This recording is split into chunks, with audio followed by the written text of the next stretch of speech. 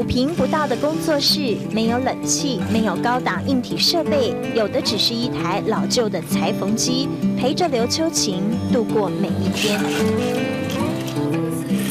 就是现在目前最红的那个脚踏车的那个旅行帽。细心裁缝的是时下流行的单车头巾，设备不先进，但刘秋晴想法很流行。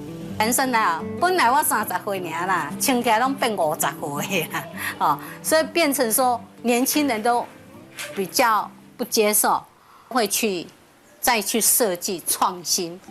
任何东西啊，人看久了都会腻，你不创新的话，绝对这客家文化都发扬不出来。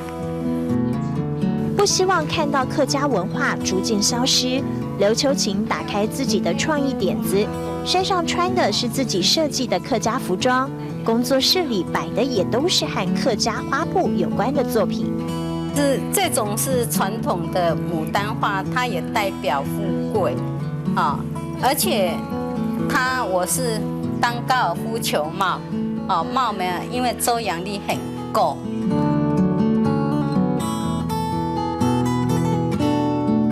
年轻人眼里的怂怂花布，在刘秋晴心里是怀旧，也是机会。新概念注入活水，客家花布获得窝心回响。就有一个男孩子，我7种颜色7顶全部买，包括大红、橘红、粉红，他都买，超帅的。头巾帽、拼布包，只要想得到的装饰品，刘秋晴通通都有办法。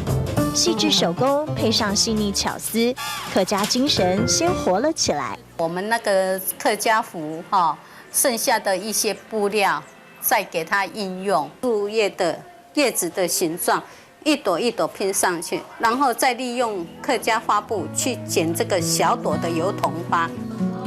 对客家花布的热情，刘秋晴要传下去，教学生，现在带动屏东年轻人一股客家热。针穿过去，剪头，剪那个针头那里。突破传统客家花布的局限，刘秋晴走出自我的风格。头巾帽、拼布包，客家花样耀眼夺目。独一无二的手作，也让我拥抱独一无二的感动时刻。